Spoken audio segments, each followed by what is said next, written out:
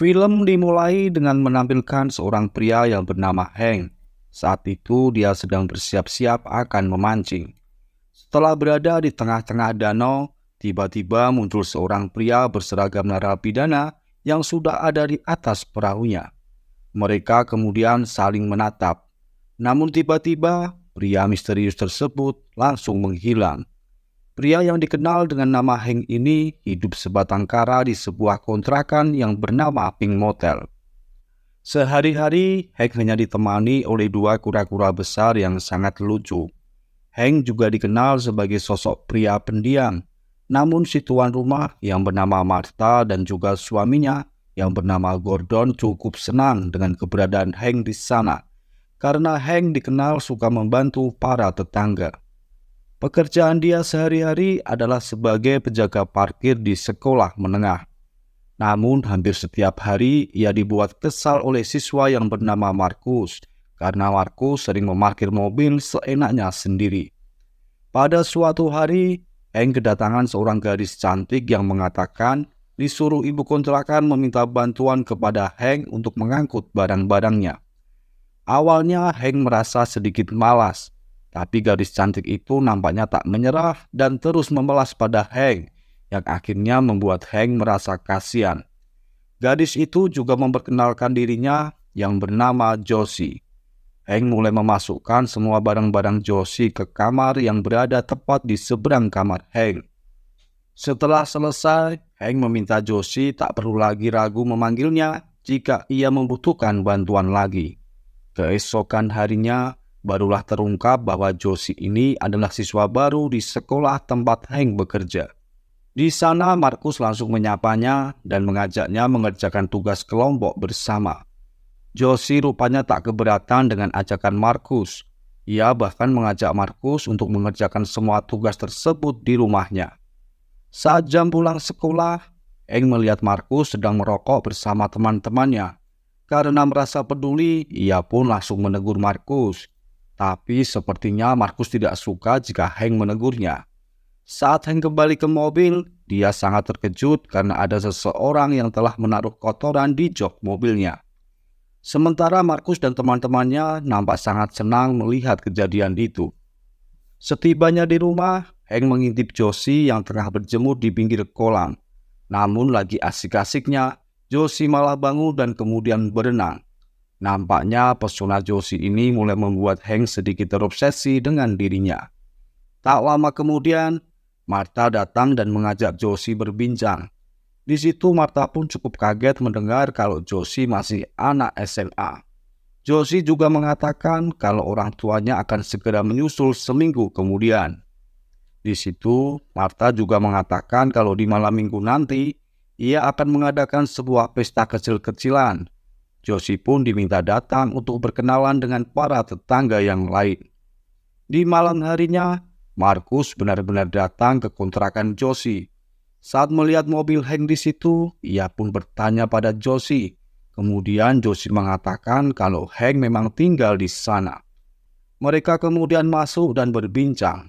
Di situ Markus mulai menjelek-jelekkan Hank dan mengatakan jika Hank adalah penjaga parkir yang galak. Tidak ada siswa yang berhasil bolos sejak ia menjadi penjaga parkir. Saat ditanya perihal keluarganya, Josie mengatakan kalau ibunya mengikuti ayahnya yang sedang bertugas di pedalaman. Josie mengatakan kalau ayahnya adalah seorang tentara. Keesokan harinya, Josie mendatangi Hank di parkiran sekolah.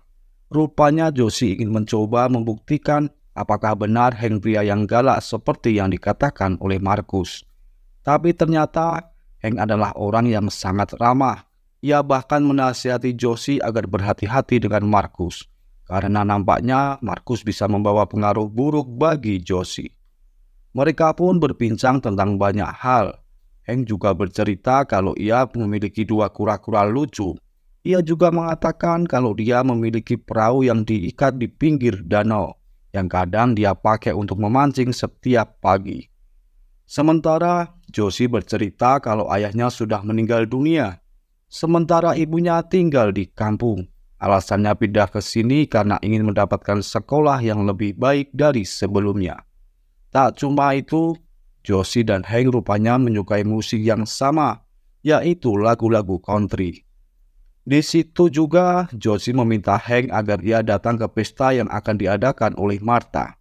Sebetulnya Hank tidak begitu suka dengan acara seperti itu, tapi ajakan Josie membuatnya mungkin berubah pikiran. Sementara itu, di kejauhan nampak Markus mengawasi mereka. Singkat cerita, hari pesta pun telah tiba.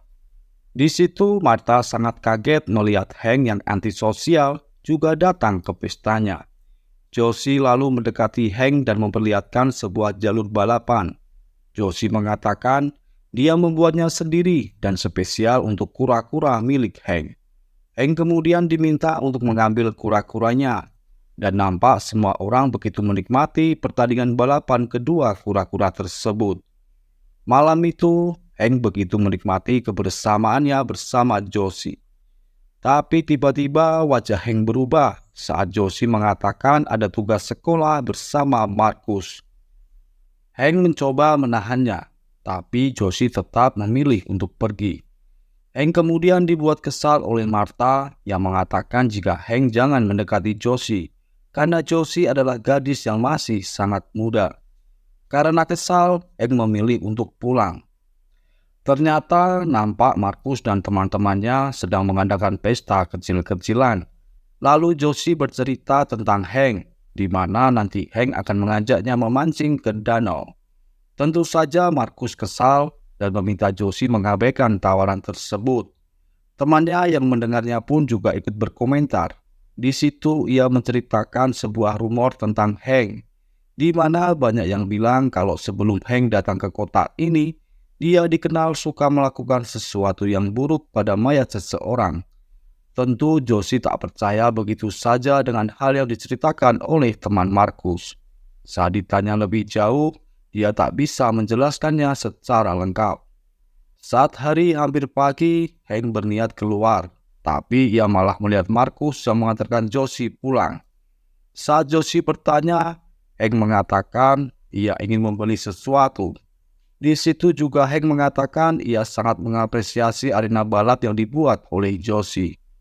Karena baru kali ini ada seseorang yang begitu memperhatikannya. Josie lalu mengatakan bahwa dirinya sedikit mabuk dan ingin segera tidur. Saat Hank masuk ke dalam mobil, dia terkejut karena lagi-lagi pria berbaju narapidana itu muncul di depan Hank. Dan sampai saat ini, masih belum jelas siapakah pria itu sebenarnya. Keesokan harinya, Hank dikagetkan dengan panggilan Romero si tukang kebun. Hank pun keluar di mana ia sangat kaget saat melihat tulisan spam yang ada di mobilnya. Hank sepertinya tahu siapa pelakunya, tapi dia enggan bercerita. Tak lama kemudian, Josie pun datang. Dan saat ditanya rencana hari ini, Hank mengatakan kalau ia ingin pergi ke dermaga untuk menyewa sebuah kapal. Di luar dugaan, rupanya Josie ingin ikut menemaninya. Setibanya di tujuan, sambil bercanda, Josie menanyakan apakah Hank menyewa kapal itu untuk menyimpan mayat-mayat seperti kata orang-orang. Hank pun kaget dan mengatakan semua itu tidaklah benar. Di kesempatan itu juga, Josie menanyakan apa yang Hank lakukan sebelum dia menetap di kota tersebut. Hank pun bercerita kalau dia dulu bekerja sebagai penjaga tahanan hukuman mati selama kurang lebih 20 tahun, di mana ia bertugas untuk memastikan si terhukum itu mati terikat kuat dan tidak bergerak sebelum eksekusi dimulai. Ia dan beberapa rekannya juga harus menyaksikan proses eksekusi tersebut sampai nyawa terhukum terlepas dari tubuhnya. Hank nampaknya tak kuat mengenang masa-masa itu. Begitu pula Josie yang merasa ngeri mendengar semuanya. Saat ditanya kenapa Hank memutuskan untuk berhenti, Hank pun mengatakan ia pernah menghukum orang yang salah. Setelah si terhukum itu tewas, barulah muncul berbagai bukti dan saksi yang membuktikan kalau orang tersebut tidak bersalah. Hank mengakui kejadian itu benar-benar membuatnya menyesal sekaligus depresi. Ia pun nekat meninggalkan kota tersebut hanya untuk melupakan semua kenangan yang membuatnya selalu diteror rasa bersalah. Setelah itu, mereka pun kembali ke mobil. Di situ, Josie mengajak Hank berjemur di pinggir kolam.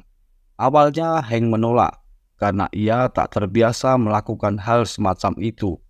Tapi karena Josie terus memaksanya, Hank pun akhirnya bersedia. Setibanya di rumah, Hank nampaknya begitu sangat grogi dan hanya berani mengintip Josie dari balik pagar. Tapi setelah Josie melambaikan tangannya, Hank pun tak ada pilihan lain. Hank mengajak Josie berbincang, namun kedekatan mereka rupanya membuat pemilik kontrakan merasa sangat risih. Martha menganggap jika Hank mencoba mendekati gadis di bawah umur. Lalu Martha datang untuk merusak suasana dengan membawakan mereka minuman. Tentu saja hal tersebut membuat Hank malu, dan dia memilih untuk pulang. Sore harinya, Gordon melihat Hank membawa seikat bunga.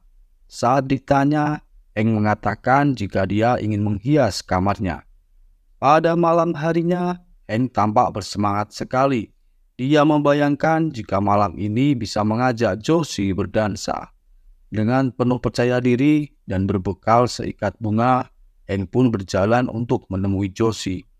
Josie lalu membuka pintu dan nampak kaget melihat penampilan Hank. Saat Hank ingin mengganti bajunya, ia pun mendengar suara Markus menyapanya. Tentu Hank sangat kaget mengetahui Markus ada di dalam kamar Josie. Josie pun beralasan kalau mereka sedang mengerjakan tugas sekolah.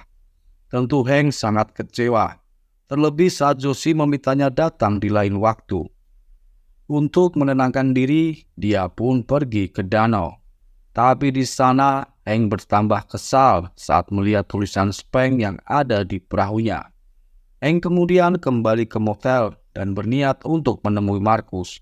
Tapi tiba-tiba langkahnya terhenti di depan pintu kamar Josie saat dia mendengar suara desahan dari dalam kamar tersebut. Hank yang kesal kemudian mengambil pisau dan menusukkannya ke ban mobil milik Markus. Lalu Hank kembali ke dalam kamar. Dan di saat dia sedang kesal-kesalnya, Martha datang bertamu. Dengan terpaksa, Hank pun berusaha menyembunyikan rasa kesal tersebut. Rupanya kedatangan Martha kali ini karena pengaduan dari Gordon. Di situ, Martha mengingatkan Hank kalau perasaannya terhadap Josie harus dia buang jauh-jauh. Karena tidak pantas seorang bapak-bapak menjalani hubungan dengan gadis di bawah umur.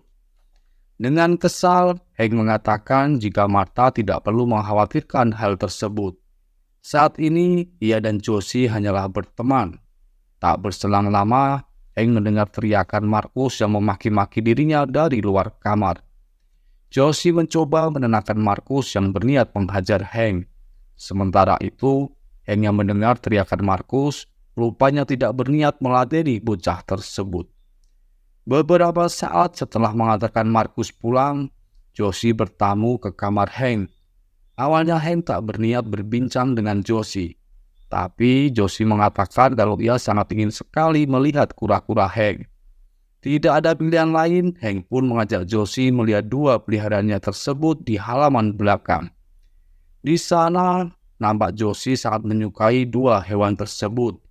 Mereka kemudian berbincang, di mana Josie bertanya apakah Hank takut kepada Tuhan. Setelah lama terdiam, Hank pun mengatakan kalau ia bukan orang yang baik di hadapan Tuhan. Josie lalu mengatakan kalau di sekolahnya dulu dia sering diajarkan tentang adanya Tuhan. Tapi di rumah ibunya malah mengatakan kalau Tuhan itu tidak ada. Josie tak mengerti apa maksud ibunya tersebut. Bahkan sampai hari ini, ia masih terus memikirkan hal itu. Hank kemudian bertanya di mana ibu Josie sekarang. Josie pun menjawab ibunya sudah meninggal dunia. Setelah perbincangan tersebut, Josie memberanikan diri bertanya apakah Hank yang menusuk mobil ban milik Markus. Setelah terdiam, Hank pun akhirnya mengakui perbuatannya. Disitulah kemudian Josie mengatakan kalau Markus itu tak sejahat yang Hank pikirkan. Dia hanyalah anak remaja yang memang sedikit jahil. Josie pun berpikir kalau Hank dan Markus lebih baik berdamai. Di malam berikutnya, Josie berhasil membuat Markus untuk datang ke tempat Hank. Di situ Josie meminta masing-masing mengungkapkan apapun yang ingin mereka sampaikan. Diawali oleh Markus, ia meminta maaf telah menuliskan kata-kata speng di mobil dan perahu milik Hank. Ia berjanji tidak akan pernah mengganggu Hank lagi. Setelah itu, Hank juga meminta maaf telah menusuk ban mobil milik Markus. Josie pun tersenyum melihat fenomena tersebut dan mengambilkan minuman untuk mereka. Mereka kemudian berbincang, di mana terungkap mereka memiliki kegemaran yang sama, yaitu berburu. Disitulah Markus memperlihatkan sebuah pisau komando yang sering ia bawa saat berburu. Hank nampaknya begitu mengagumi pisau tersebut. Saat menatapnya dalam-dalam, sosok pria berbaju narapidana itu muncul kembali. Tak lama setelahnya, Hank malah tak sadarkan diri. Adegan kemudian memperlihatkan seorang pria gondrong berbaju narapidana yang dikawal oleh 4 orang penjaga. Rupanya salah satu dari penjaga tersebut adalah Hank. Ternyata pria yang selalu menghantui Hank itu adalah terpidana mati. Di situ terlihat istri dan anak perempuannya juga diizinkan melihatnya untuk yang terakhir kali. Setelah adegan tersebut, nampak Josie menatap Hank yang sekarang dengan kondisi terikat dengan keadaan setengah sadar. Hank mencoba mengingat apa yang telah terjadi. Josie lalu memperlihatkan fotonya bersama sang ayah, di mana ternyata Josie adalah putri dari terpidana mati tersebut, yang sebetulnya tidak bersalah. Josie lalu menceritakan selama 6 tahun ia sudah terbiasa melihat ayahnya di penjara. Meskipun tak pernah di rumah, tapi setidaknya ia masih memiliki seorang ayah. Tiap hari, Josie selalu diajak ibunya menjenguk sang ayah di penjara.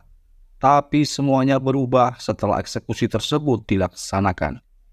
Josie mengatakan sebelum meninggal, sang ayah sempat berbisik. Ia mengatakan semua yang ada di sana adalah pengecut. Hal itu membuat Hank menundukkan kepalanya. Josie lalu membuka plester yang ada di mulut si Hank. Ia meminta Hank mengatakan apa yang ayahnya katakan untuk terakhir kalinya. Dengan penuh malu, Hank pun lalu berkata, "Walaupun mukaku kayak titik, tapi cintaku padamu unlimited. Aduh, keblek. Josie mengatakan kalau ia tahu kejadian tersebut membuat Hank menderita batin. Ia juga tahu kalau Hank sangat menyesali perbuatannya. Karena itulah, di malam itu dia akan mengangkat semua penderitaan tersebut dari Hank. Josie menambahkan, ia telah melakukan ini pada para penjaga lain yang ada di ruangan eksekusi tersebut. Karena ia ingin memastikan janji ayahnya menjadi nyata. Josie lalu mendekap Hank dari belakang dan mengatakan kalau Hank adalah orang yang baik. Jadi ia akan membuat semuanya menjadi lebih cepat. Josie lalu mengeluarkan sebuah pisau milik Markus dan menghabisi Hank dengan begitu tenangnya. Dengan perlahan, Hank pun tewas di tempat. Beberapa saat kemudian, petugas polisi tiba di lokasi tersebut. Mereka mendapati Hank sudah tak bernyawa, sementara Markus tertangkap basah dengan pisau dan tangannya yang penuh berlumuran darah. Dia dibawa ke kantor polisi. Kemudian nampak Josie melakukan perjalanan ke kota. Tentu saja untuk memburu sisa para penjaga yang ikut terlibat dalam eksekusi ayahnya. Di sebuah bar, ia kemudian masuk dan berhasil memancing seorang petugas untuk mendekatinya. Dan sepertinya petugas tersebut akan menghadapi nasib yang sama seperti apa yang dialami oleh Hank. Dan film pun berakhir. Semoga kalian terhibur dengan cerita film ini. Sampai jumpa lagi di cerita-cerita film berikutnya. Salam hormat dari Mimin. Salam 1000 layar kaca.